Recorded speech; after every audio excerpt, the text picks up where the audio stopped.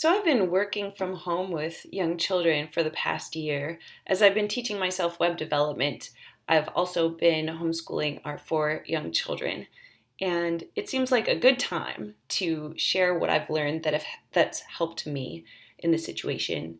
And I hope that it'll help some other people who might find themselves in a similar situation right now. Um, for one thing, let's just say it's hard. It's not easy. It's hard. But we can do a lot more than we think we can when we really have to, is what ends up happening. The first thing that has helped me is discovering the ebbs and flows, just the natural ebbs and flows throughout the day. We're very used to fitting into a box schedule, a 9 to 5 job, um, regular school hours and activities and different things like that. And so with all this unstructured time, it can be very challenging to stick to a box schedule.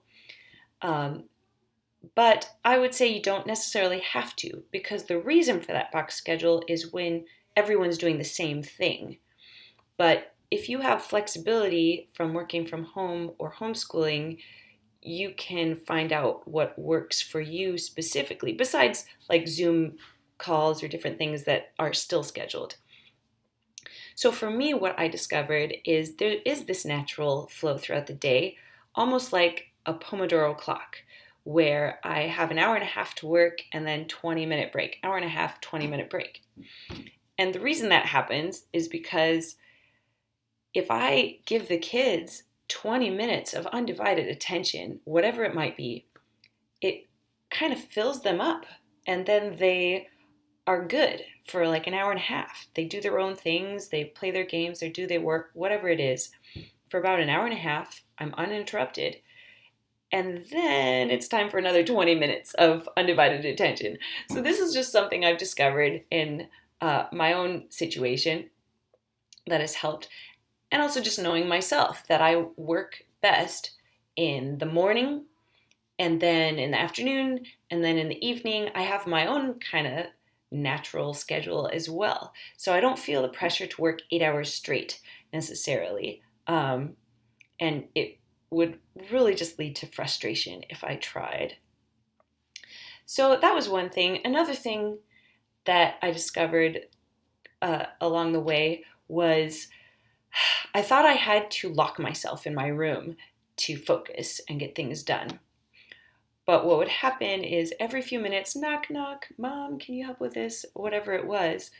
And once again, just led to frustration, and it wasn't working for me. It wasn't working for them.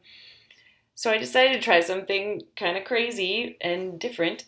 I took my computer, my headphones, and I just plopped myself, boop, right in the middle of the living room where everyone was doing their stuff. And it worked really well, actually. It's something about just, especially with really young kids, they just want to see you. They just want to know that you're there and be able to see what you're doing. Otherwise, they'll just come knocking, where are you? So that made a huge difference in terms of the amount of stuff I was able to get done and focus on, was just being there where everyone else was doing things instead of trying to lock myself in my room. It was a little strange how it happened that way. Doesn't seem like it should work. Then the last thing that has been very important during this whole time has been open communication.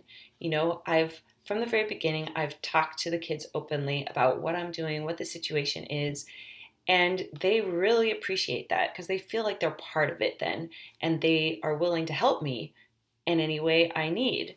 They don't feel neglected when I tell them that I need some time I have a video interview, or I really need to solve this bug, or whatever it is. They know what I'm doing, that there's a purpose for me being locked in my room if I need to be. There's a time limit, and I'm not just pushing them away because I don't like them or something. And then The added benefit is there's a couple added benefits actually. One is that they've been learning a lot about technology and web development themselves, just from what I share with them or from watching me. And the other thing that I look forward to is they'll be able to share in the celebration when I do get my first job. We'll have a huge celebration because we've been on this journey together for this past year, and it'll be a victory for them as well as for me. And the transition will be better too because I've been talking to them the whole time about how life is going to change, be different, and they're ready for that. So anyway, those are the three things that I've discovered this past year that have helped me. Just the natural ebbs and flows throughout the day instead of the box schedule. The idea of being present instead of locking myself in a room, and then also just the open communication and being together in what's happening. So if those things help you, that's great. Otherwise, I hope you find things that do help you. It's different for every situation, every family, whatever it is. But we can find our way through this, and I think we'll discover a lot about ourselves that we didn't realize before, and more things are possible than we thought were possible.